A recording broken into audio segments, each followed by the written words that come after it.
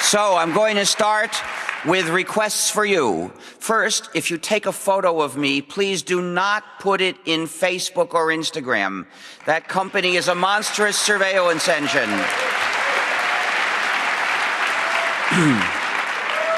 Second, please do not take a photo of me with an eye thing if it is putting in geolocations or if it might be uploading photos automatically. Please keep the light on the audience. Do not dim the lights, please.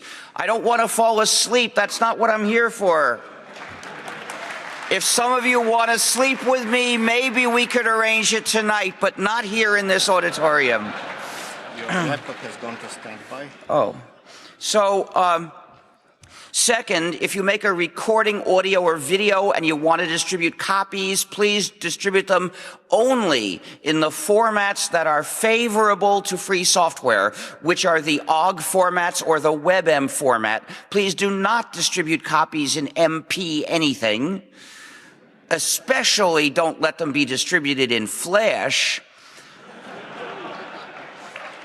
which requires non-free software. So YouTube is not a good place. And don't distribute them with Windows Media Player, Real Player, or QuickTime. Please don't ever distribute anything through iTunes, which requires non-free software to download. Apple has intentionally broken free software that used to work to download from iTunes. So down with iTunes. And down with Apple. And please make sure that the site doesn't lead people to run non-free software as they try to access it, which YouTube does. Unfortunately, the HTML5 option of YouTube requires running non-free JavaScript code. Now, you can get things from YouTube without non-free software if you use YouTube DL, but that's not what the site leads people to do. And please put on the recording the Creative Commons No Derivatives license, because this is a presentation of my point of view. So, freedom in your computer depends on free software. Free software is the basis of all freedom in computing and all security in computing. Now, when I say free software, I don't mean that it's gratis. I'm not talking about price. I'm talking about free as in libre or frei or freie. It's supposed to be free as in freedom, not as in price. So think of free speech, not free beer. And if your language has a clearer word, always use it. So if you're speaking French, never use the English term free software. Always say logiciel libre. It's clearer. And if you're speaking German, it's freie Software. There's a tendency to use English words as if somehow they had more prestige. But here's a place where the English language has a flaw. It causes confusion. So if you've got another word in another language that's good to use, always use it. I make a point of saying gratis whenever I mean zero price. I do not use the word free to mean zero price, because I want to make it clearer for people, at least to understand what I say. So, what is a computer? It's a universal machine that does a simple thing. It gets the next instruction, carries it out, and gets another instruction. And by giving it the right set of instructions, you can make it do just about anything. Well, not absolutely anything. There are some limits. Maybe in 50 years we'll be able to do this as well. So the question is, who gives the instructions to your computer? Well, you're typing on the computer. Maybe you think you're giving it instructions, but it's running a program, and if that program wasn't written by you, then you're not actually giving it the instructions. Somebody else is, who may not have your interests at heart at all. So this is the crucial question. And it may look like the I thing is obeying you, but really it's obeying somebody else's orders first of all, and serving you as much as the somebody else is willing to allow it to. So basically, with software, there are two possibilities. Either the users control the program, or the program controls the users. Well, for the users to control the program, they need the 4 essential freedoms. And those freedoms are the criterion for free software. So if the program comes with the 4 essential freedoms, it's free software because that means the users control the program. So what are these freedoms? Well, wait, these are in the wrong order. Wait, I fixed this.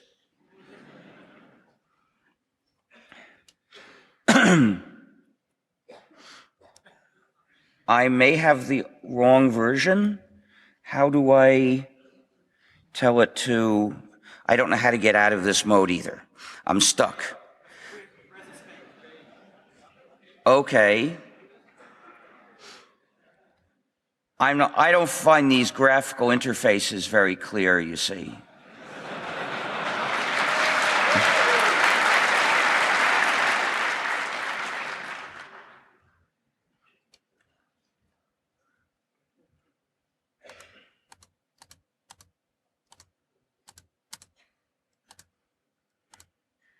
No, this is still the wrong order. So if the users don't control the program, then the program controls the users and somebody else controls the program. So that program is actually a yoke to control the users. It gives the somebody else, in this case Microsoft, power over those users. A non-free program is an instrument giving somebody power over the users. It's a yoke. It's an injustice, and non-free software should not exist. So here are the 4 freedoms. Freedom 0 is the freedom to run the program as you wish. So you can run it in whichever computers you wish, as many computers as you wish, do whatever you wish with it, use it in the fashion you wish, for whatever purpose.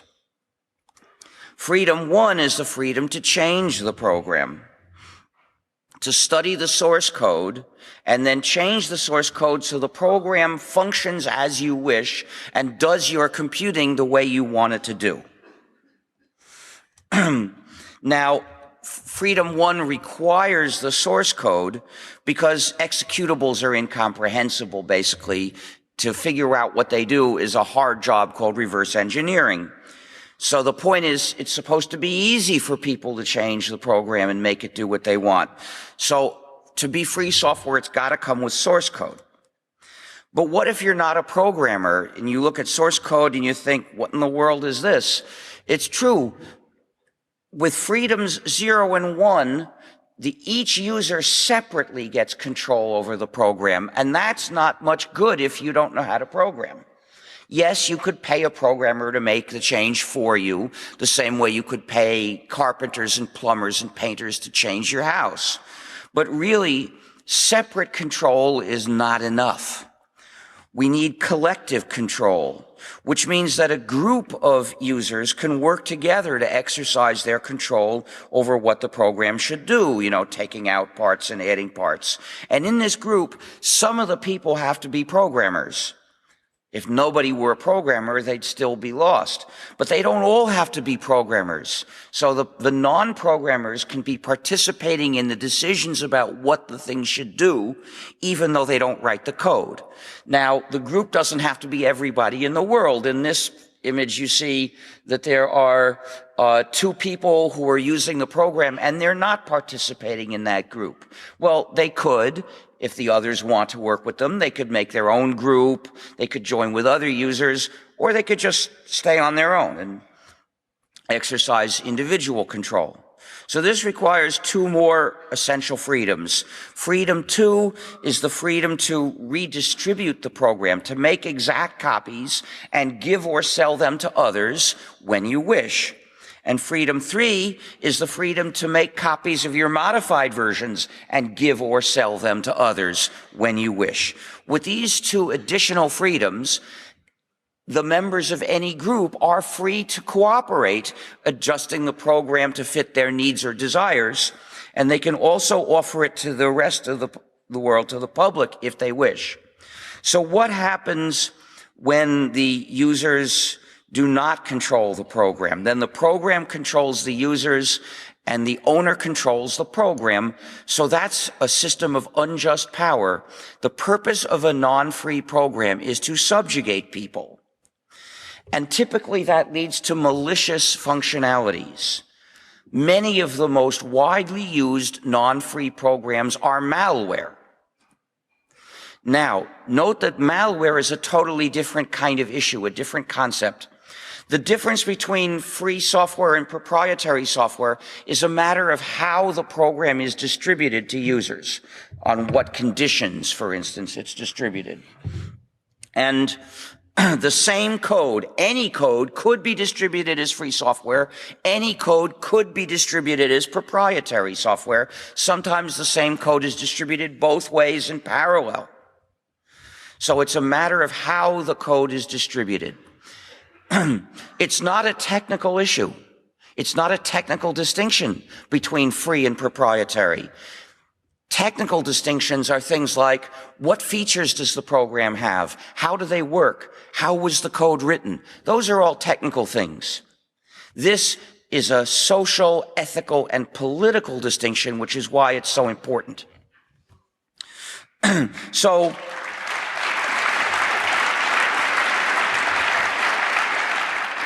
the use of a free program in society is development in social terms. Every program embodies knowledge. If it's free software, that knowledge is available to the users. They can read the source code and understand how it works. Then they can maintain, adapt, and extend the program and use their knowledge in other ways too.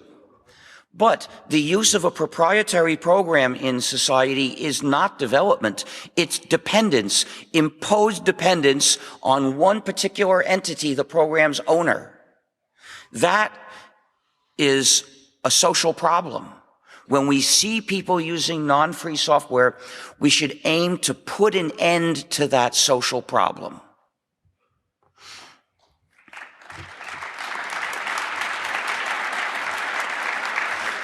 To develop a free program is a contribution to society. How much depends on the details. Obviously, if it's a very useful program, it contributes a lot. If it hardly works at all, it contributes very little. But if it's free software, it's distributed in such a way that it does contribute whatever it has to offer. But developing a proprietary program is no contribution because it's a power grab, an attempt to subjugate people. In social terms, this non-free program is a trap. If it has attractive features, those are the bait. Paradoxically, they do not make it better. Rather, they make it more dangerous and more harmful. So if you have the choice to contribute to proprietary software or do nothing at all, ethically, you must do nothing at all because that way you don't do harm or wrong or injustice.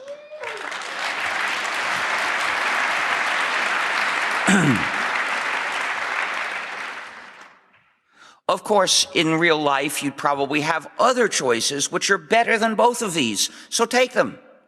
But if we limit the consideration to just these two options, contribute to proprietary software or do nothing, doing nothing is superior. You see, a free program is better than nothing, and a proprietary program is worse than nothing. So, for instance, what if you have no money and you need to eat something, you're hungry? Well, you don't have to limit yourself to these two options because you've got a better option, which is steal some food.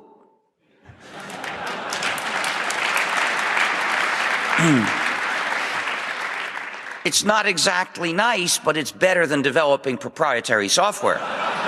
That's really wrong.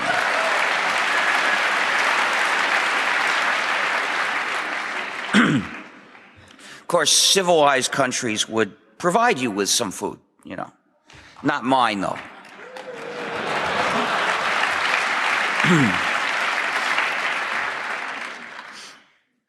So, the idea of the free software movement is all programs should be free so that all their users can be free. But I was starting to talk about malware and explain how it's a different issue from free versus proprietary, because malware means a program designed to run in a way that hurts the users. So it's purely a question of what features or functionalities it has. Philosophically, free versus proprietary and malware or not are totally unrelated issues. But in practice, they go together. Proprietary software tends to be malware. What does it do to people? Well, it spies on people. This is something that the iThings really did, reporting on where people went in stores. Apple could extract lots of personal information remotely from an iThing. The Amazon swindle reports what page of what book is being read. It's a monstrous spy device. It also has a universal backdoor, I believe. Then there's the notorious Blu-ray that attacks users and stops them from doing things. This is DRM, Digital Restrictions Management, the malicious functionality of refusing to do what you want it to do, what you obviously were going to want it to do. And then there are backdoors, like the one in the Amazon swindle that allows Amazon to remotely delete books. They deleted thousands of copies of the book 1984 in an Orwellian act.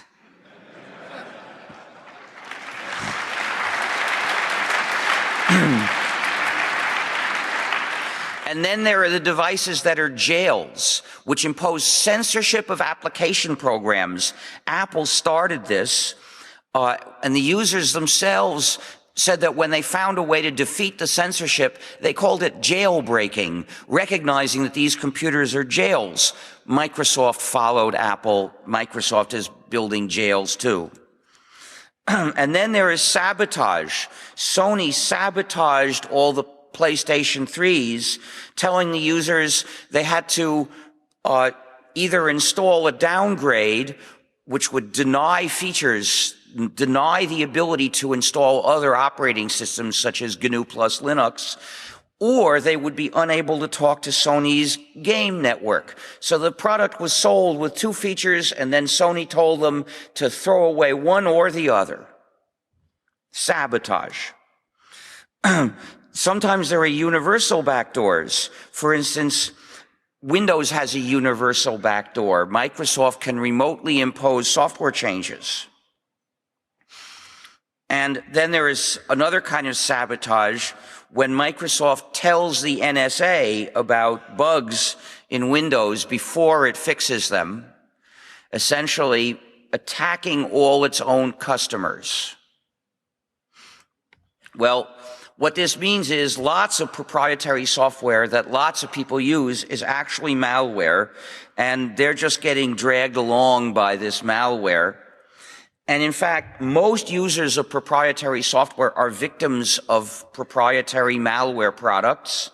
And I've proved it with this list of examples I showed you, because most of them are using those. Oh, by the way, nearly all portable phones have a universal backdoor, and it has been used to convert them into listening devices that listen all the time and transmit whatever they hear, except the NSA has an improved version that recognizes certain keywords and only transmits the interesting conversations.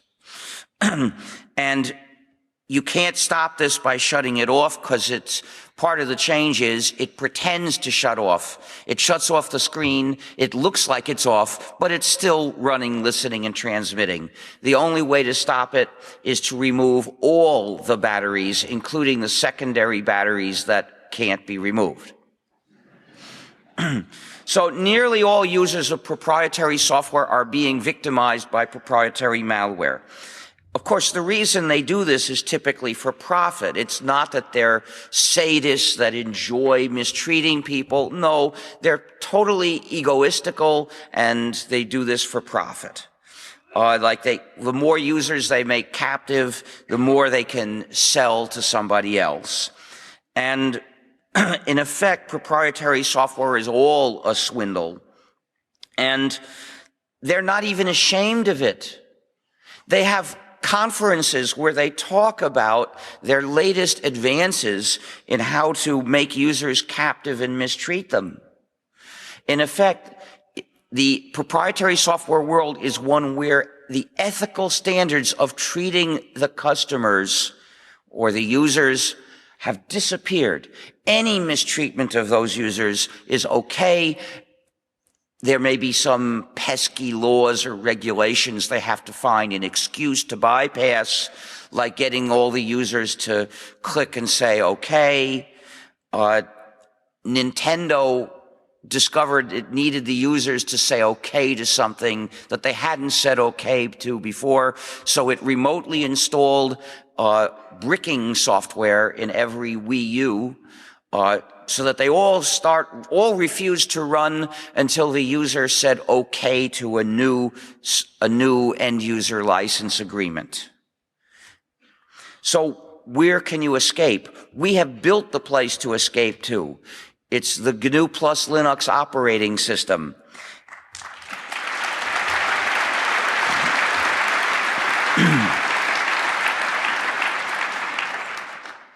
So how did it come about? Well, in 1984, I started developing the GNU operating system. I said this system was going to be entirely free software. So I started writing some pieces. I wrote some pieces. I recruited specific people to write other pieces. In some cases, I persuaded developers to free their software, like BSD.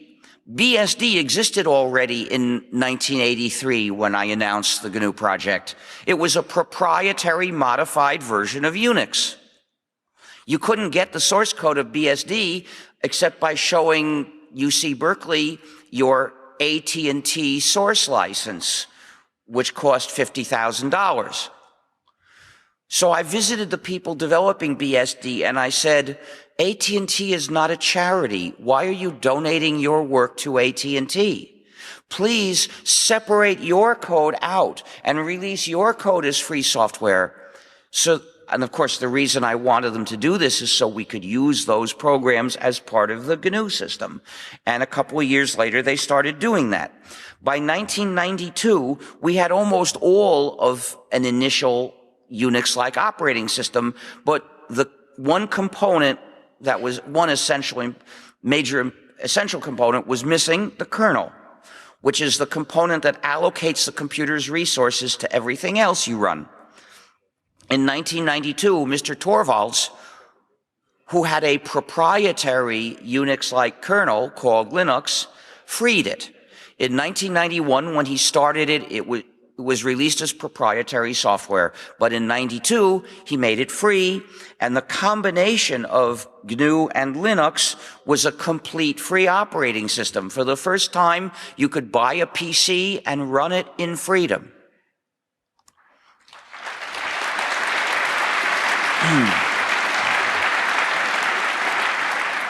So, in some basic sense, GNU plus Linux is free software. But when you find it in real life, often non-free programs have been added to it. So you might find non-free applications at the top and non-free drivers at the bottom. And the result is you've got a system that doesn't entirely respect your freedom. Nowadays, the way you get GNU/Linux is as a distribution or distro. Well, there are over 1,000 distros, and nearly all of them contain non-free software, but there are a few that are entirely freedom respecting. Look at gnu.org/distros for the list. We also explain for the well-known non-free distros why they fall short. What non-free stuff do they have in a general sense? Tuca? I see that these slides still need some work, although I thought I had corrected all these things. So there are still problems. Just because we have a free operating system doesn't mean we end up with freedom completely. Well, first of all, I should explain something about free software and security. Free software is the basis, the necessary basis for cybersecurity. If you can't see what's going on in the program and you can't fix it, you're totally helpless. And that means you can't make it secure. You have no chance to try to make it secure. In addition, every non-free program is under the control of its developer, which means it gives you zero security against the developer or any of the developer's friends or anybody that infiltrates the developer. Think of Microsoft showing the bugs to the NSA. All users of Windows are suckers.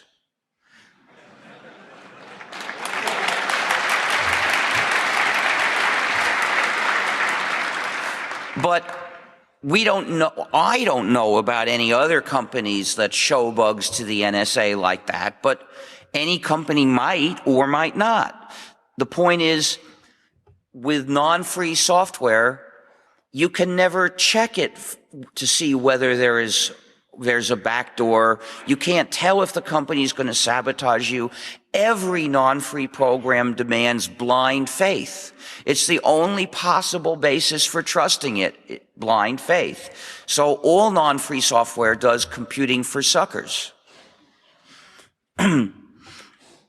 So the only way you begin to have a chance to make something secure is if you have control over it. In other words, it's got to be free software. When the user is a government, it could afford, in many cases, to hire people to check everything. It could, the German government could afford to have 5 independent teams that don't know about each other check over all the source code of all the programs in its favorite GNU/Linux distro.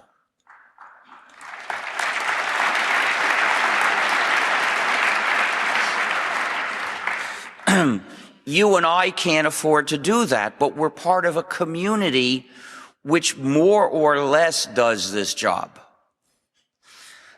which is better than being users of proprietary software where nobody's permitted to do this job. Free software is the only known defense against malware, and therefore it's the only possible basis for cybersecurity. The users of proprietary software are defenseless, they're helpless. So even though our defense against malware is not perfect, it's a lot better than being defenseless. And it's the only defense that anyone knows of. Security requires that users have control of their software. Of course, it's harder than that, because security also means perfection in exercising that control. Being perfect is hard, which is why security flaws show up. I don't have a solution for that problem. I don't know how we're going to be perfect. I do know that perfectly exercising our control over our software depends on having control over our software. So I can take you to the jumping off place to try to have security. And proprietary software won't take you anywhere near that jumping off point. We don't just do things inside our own computers now. We use the net, and we find other ways of attacking our freedom there. For instance, many web pages contain non-free programs written in the JavaScript language, but really which language they're written in doesn't change anything. Those programs can be free or non-free, just like any other programs. And they can be malware also. A lot of them are designed to recognize who the user is. Then there's another way to lose control of your computing, which is SaaS, Service as a Software Substitute. This is when a service offers to do something for you, which is your own computing, and which in principle you could do in your own computer by running your copy of the appropriate free program. Well, since that's your computing, you deserve to have control over it.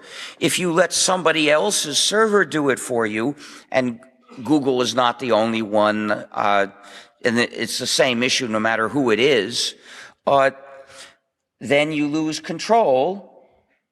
And what that means is, well, the scenario is to use SaaS, you have to send all the pertinent data to the server. And then the computing is done by programs in the server, which you can't see or touch. And then they have results and they send them back to you. Or else it takes action on your behalf. And either way, you don't control that computing. By allowing it to be done in that server, by programs chosen by the server owner, rather than in your computer by free programs chosen by you, you lose control over that computing activity. Now, if you run a non-free program to do it, you also lose control. But it's a different mechanism that causes you to lose control in both cases. However, the result is the same. You're doing computing that you don't have control over. Someone else controls it. SaaS is inherently equivalent to running a non-free program, but it's even worse. Since you have to send all the data to the server first, in effect, it's equivalent to spyware. It's equivalent to running a program that sends your data to a server. In addition, I explained that some non-free programs have universal backdoors. For instance, Windows has a universal backdoor, the Amazon Swindle, nearly all portable phones, and I think Google Play has a universal backdoor too. Auto upgrade that you can't turn off is a universal backdoor. The Nintendo Wii U obviously has a universal backdoor that Nintendo used to sabotage them and brick them all. Well, a universal backdoor means that somebody has the power to remotely change how the user's computing is done without asking the user. SaaS means the server owner at any time can install different software and thus change how the user's computing is done without asking the user for permission. Now, it's right that the server owner has the power to install different software in his computer. He should be free to do that. The bad part comes from using it as SaaS, but that is the result. So SaaS is inherently equivalent to running a non-free program, which is spyware and has a universal backdoor.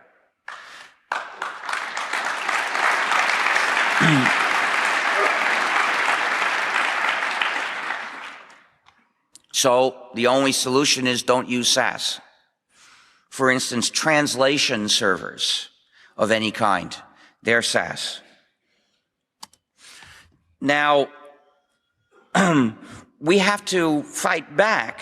For instance, we have to protest whenever the representatives of the companies that mistreat people show up to speak, recruit, or whatever. If there's an Apple or Microsoft or Adobe or et cetera recruiting team coming to your university, well, organize a protest and explain to people why that company is doing harm.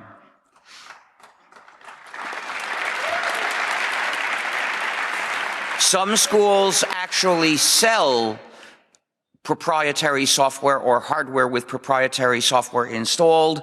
It's good to protest those activities too. So we need to free ourselves by coming to GNU/Linux, but we have obstacles to face, to cross before we get there. For instance, these companies have a lot of power and they make a lot of money for it. They're not going to let go of their captives easily. We're going to have to push, and we're going to have to push hard. Another obstacle comes from the fact that the mainstream media have forgotten about free software. When they talk about our work, they call it something else. They call it open source. That term was coined in 1998, which is 14 years after we started developing GNU, by people in the free software community. They were real participants. They were users, distributors, developers, and so on. But they didn't agree with the free software movement. They didn't agree that users deserve freedom in their computing and that this means control of their own software. So they wanted a way to disconnect free software from the ideals of the free software movement. They did this by coining a term that hadn't been used before, which was open source. Then they had the chance to construct a different discourse around this term, which meant they could decide which ideas to include and which ideas to leave out. They left out the entire ethical foundation of what the free software movement says, and they present it purely in practical terms, where we say the values are freedom and community. They say the values are code quality. They say, we say if you distribute a program, it is ethically incumbent on you to respect the four freedoms, to let the users change and redistribute the software. That's the only way you can treat them decently and respect their freedom. They, in the open source people, say, if you distribute a program, it could be in your practical interest to let users change and redistribute the software, because then they'll improve it. They'll give it better code quality. So they've changed the values. For us, freedom and community. For them, code quality. They've replaced, it is ethically incumbent on you, this is the only way you can treat them right, with, it may be in your practical interest too. So they don't say that proprietary software is wrong. This is the big difference in substance between what they say and what we say. This is why I never use the term, quote, open source, unquote, or, quote, closed source, unquote. I have made sure I never use those terms. I mention them inside quotation marks, but I don't use them. You can help the free software movement by standing up for what we believe. So where the open source boosters are saying we would like better quality, join us in saying we demand freedom. Not just we would like freedom. No, we demand freedom. And we're ready to fight for it. We're ready to make sacrifices for it. Because sometimes freedom requires a sacrifice.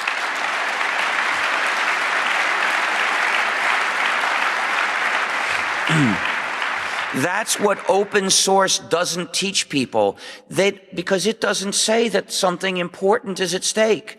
Why would you make a big sacrifice or even a small sacrifice for better code quality? That's desirable, but it's not really important, so you wouldn't make a sacrifice. You don't sacrifice convenience to get convenience, but for freedom, maybe you will sacrifice convenience.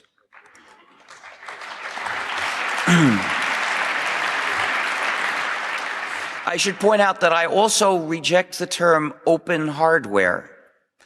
I use the term free hardware designs, because that's, after all, what you can copy. There isn't a copier for digital circuits, but there are copiers for designs for digital circuits.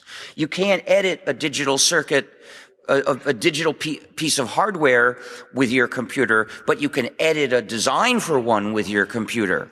The real analogy is between software and hardware designs, and it's important to push for free hardware designs. If you design hardware, please make your designs free. And part of the reason for this is that often an obstacle we encounter is the specs of the hardware are secret. They'll sell us the hardware, but they won't tell us how to run it. They won't tell us what commands it needs. Instead, they say, here's a non-free program to run our product. Run it and shut up. Well, we can't have freedom if we're running that non-free program. We need reverse engineering. Every university should teach reverse engineering, focusing on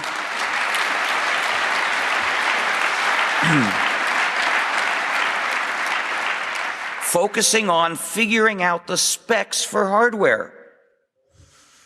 And in the meantime, choose the devices that don't require your system to install non-free firmware into them. Schools must teach free software. They must teach the civic ideas of free software, which I'm telling you today, and also the software they teach the students to use must be free, because the school has a social mission to educate good citizens of a society that is strong, capable, independent, cooperating, and free.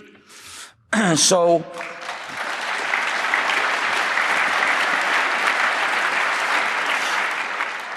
teaching kids to use proprietary software is like teaching them to smoke tobacco. Wait a second. This is funny.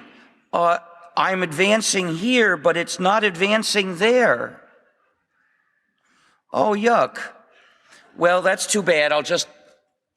You don't get to see these, it looks like.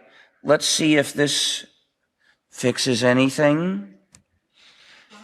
No, it's not doing anything. It's just that one's stuck on the old slide. I don't know how what could cause this to happen. It is, but I didn't write this program. I couldn't debug it here, I'm afraid. So,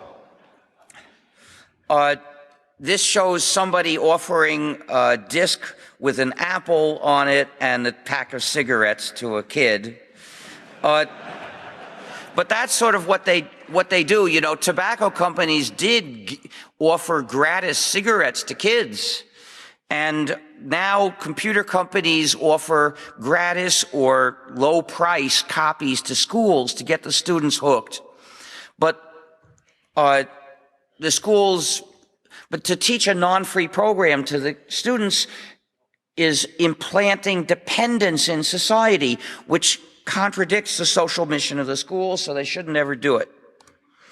In addition, when the school should have a rule saying, students, if you bring software to class, you may not keep it for yourself. You must share it with the rest of the class, including the source code, in case someone wants to learn, because this class is a place where we share our knowledge. Therefore, you're not allowed to bring proprietary software to class unless it's for reverse engineering specifically.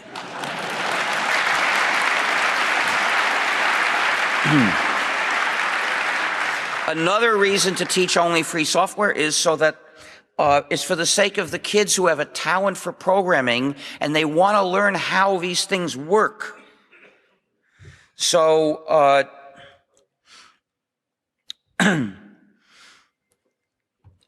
so if it's proprietary, it's a secret. They're not allowed to learn. Go ahead. It's really strange how, I don't know how this could show something different.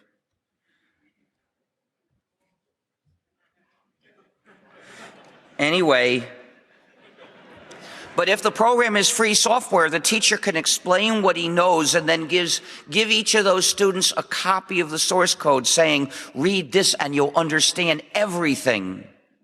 And those kids are fascinated, so they'll read it.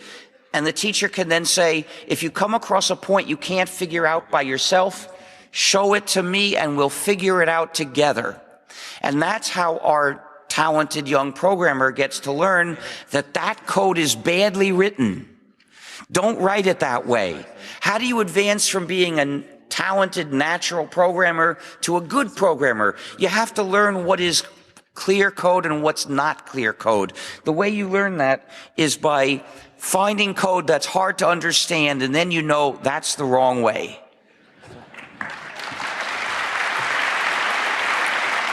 This might be the one to do it. Yeah. Ah, here, it's come back.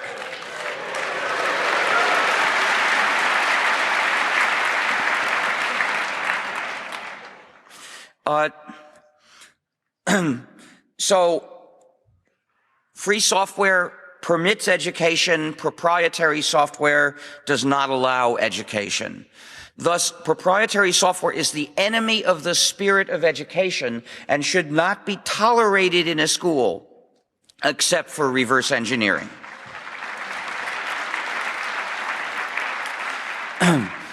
Human rights depend on each other. If you lose one kind of human right, you tend to lose others as well. Now that we use software so much in our lives and in important social and public activities, free software is one of the human rights that the others depend on. We must insist on establishing a society of free software. This does require sacrifices occasionally. So how do you help? Well, you can write free software if you're a programmer. You can organize people to campaign for free software, to pressure schools and governments to change, to help other people change, to teach other people these ideas I've told you today. You can help other users start a GNU/Linux user group. Just by saying free software, especially if the other people around you prefer to say open source, will help us. They were the majority in 1998, and they're still the majority, and they've even misled people. People think that I'm an open source supporter. I've read articles that called me the father of open source. What am I going to do? So I send a letter to the editor saying, if I'm the father of open source, it was conceived through artificial insemination using stolen sperm without my knowledge or consent. But I can't do it all. You need to do it too. So, of course, free software alone won't block all the kinds of surveillance that they're doing to us. It prevents them from spying on you through your own computer.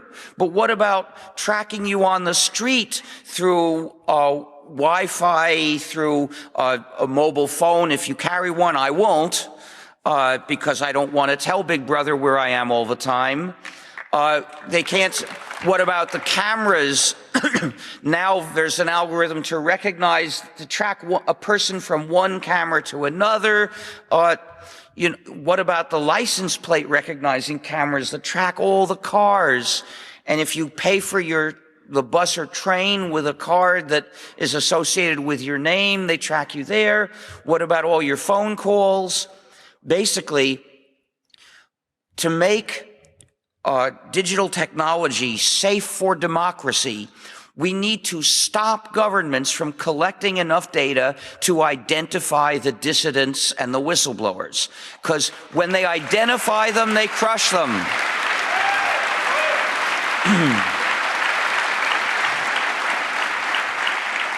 And without whistleblowers, we don't have democracy. We can't control what the government does if we can't find out what it's doing. So democracy depends on whistleblowers, which depends on people's ability to be whistleblowers and not be imprisoned for it. So how hard is that? If that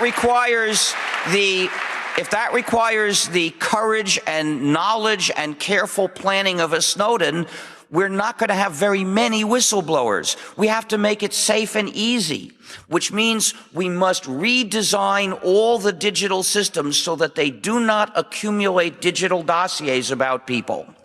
Take a look for this issue at gnu.org/philosophy/surveillance-vs-democracy.html for a lot of specific technical suggestions about how to do this. More generally, look at gnu.org/distros for info on free GNU/Linux distros. Look at gnu.org/GNU for the history of GNU and explaining why you really should call it GNU/Linux and give us equal mention. If you call it Linux, you're giving the credit for our work to someone who didn't do as much and started later and doesn't stand for our ideals either. And look at gnu.org/licenses for more information on all the free software licenses. Almost every open source program is in fact a free program. The open source licenses that are actually used much are free software licenses. But of course, you have the choice. There's copyleft, where you actively defend the freedom of that code for all users of all versions. And then there are the weak pushover licenses, like the two different licenses sometimes called MIT, and the two different BSD licenses and the Apache license. They're different in certain ways, but they're all weak pushover licenses, lax licenses, because they permit proprietary versions of the code. Why open the door for someone to use your code to subjugate other people? Why not insist anything with your code in it has to respect the freedom of its users?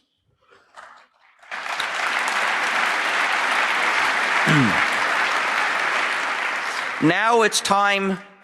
Also gnu.org/philosophy has lots of articles about various political and philosophical and ethical issues, and gnu.org/help suggests ways to help us. Now it's time for the auction.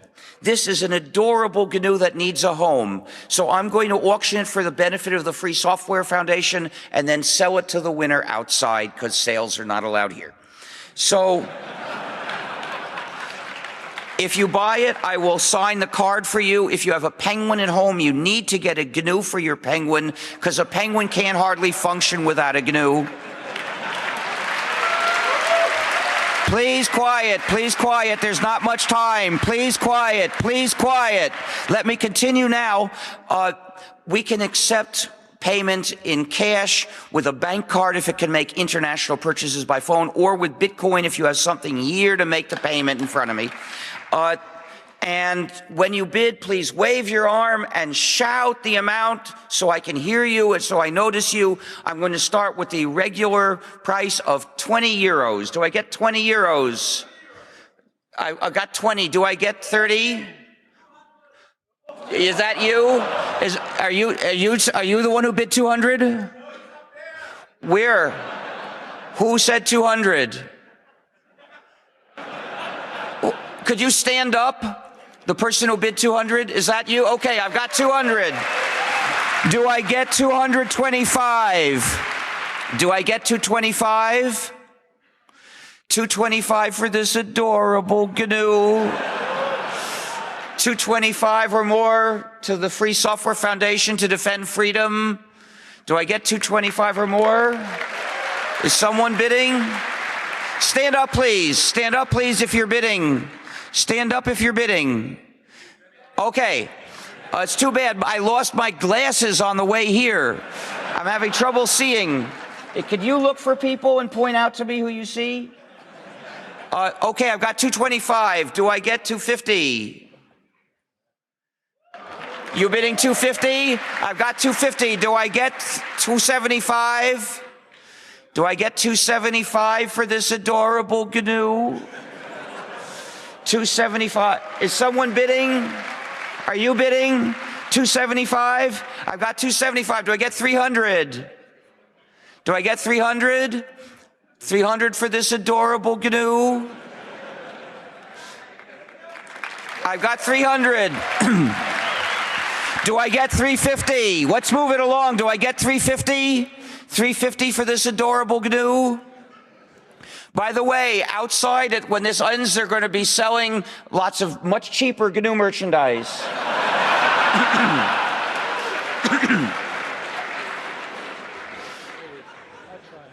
Okay, do I get 350?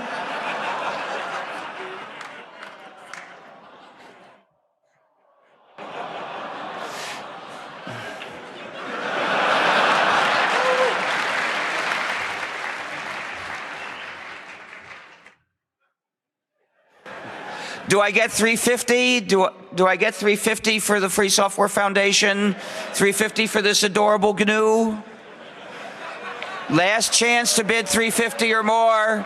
Last chance. Last chance. Do I get 350 or more? Last chance. Going. Going. Gone for 300.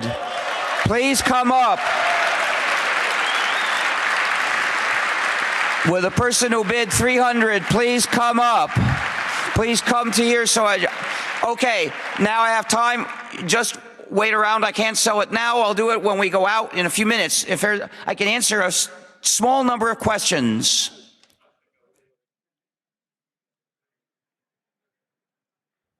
Hello, we have 5 minutes for questions now, and there are 6 numbered microphones for people who want to ask questions. Please line at the microphones in an orderly fashion, and I call the number of. Okay, there is a question. Please be very brief. Don't thank me. Don't apologize for asking. Don't explain anything. Just ask. We have a question at microphone number 1, please. I want to run free software on computers which run proprietary firmware. And it runs over, I communicate these computers over non-free networks. Can you comment on... It's a meaningless thing to say the network is free or not. This concept of freedom applies to works. That is, things that are published and you can have copies, you can edit the copies, you can redistribute them. A network is a different kind of thing and different ethical issues apply to it. So you shouldn't start saying things like this network is free or non-free. Services are not free or non-free. They raise other ethical issues like what do they do with your data? How much do they know about you? Do they track you? Are they SaaS? But basically, the non-free firmware is a problem if it is firmware that's not meant ever to be changed, we can regard it as part of the circuitry. It's equivalent to a circuit. That doesn't mean it can't be malicious. There's malicious circuitry in ordinary PCs too. But the hardware is a different kind of issue because we can't edit it and recompile. So what that means is, yes, it can be bad, but the solution that I worked out for software doesn't directly apply. Now, someday, we hope it will. Someday, we hope we'll have personal fabrication and we'll be able to make our own hardware with circuits that are not malicious and with firmware that's free and so on. That's a future step that you can help by developing free hardware designs now. But in the meantime, at least make the software free. There's very little time for questions, so if you're standing in line and you're not the first in line at the microphone, you're not likely to have the time for your question, for which we apologize. But have we question at microphone number 2, please? Many people would still might like to make a living out of selling their software. So which business model would you suggest? The first question is, they might like to do that, but that doesn't justify or excuse doing it in an unethical way. Proprietary software is an injustice. They shouldn't do that. But there are many free software business models, like there is selling support, there is constructing custom solutions paid by the clients. You can deliver the solution as free software. The client's still going to have to pay. There is crowdfunding. There's just plain asking for donations. There's a GNU package called LilyPond for editing musical scores, and the maintainer gets enough money just from users that are happy and send it. There are others as well. There are big companies that fund development of useful free software. Governments fund a lot, especially in Europe. So yes, there are ways to do this. But if you don't find one, that doesn't excuse non-free software. Next.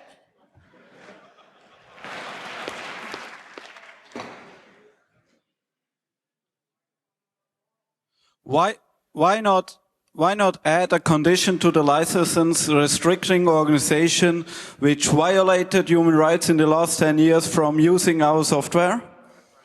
Because we can't, first of all, if we allowed licenses that restrict freedom zero, that limit how the program is used, then we would find ourselves facing loads of different limits,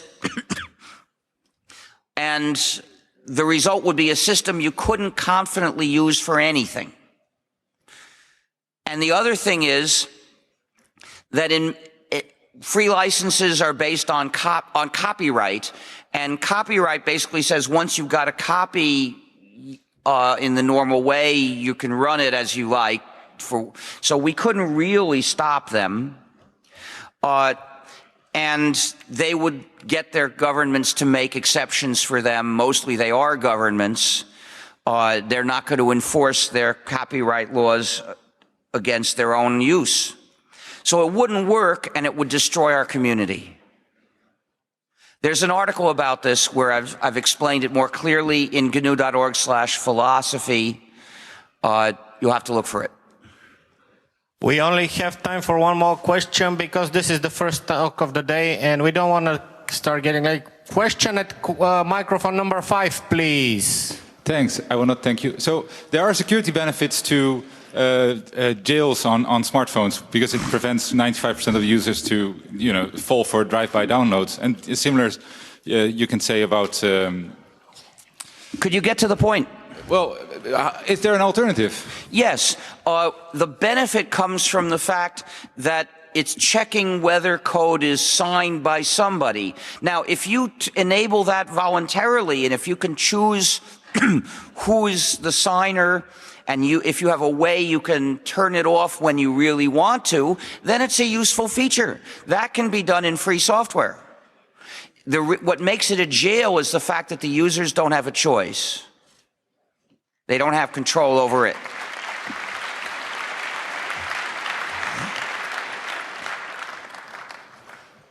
Thank you very much, Mr. Stallman, and thank you to the audience. And please give us some applause. There's 3,000 people here, and I need to hear you applauding.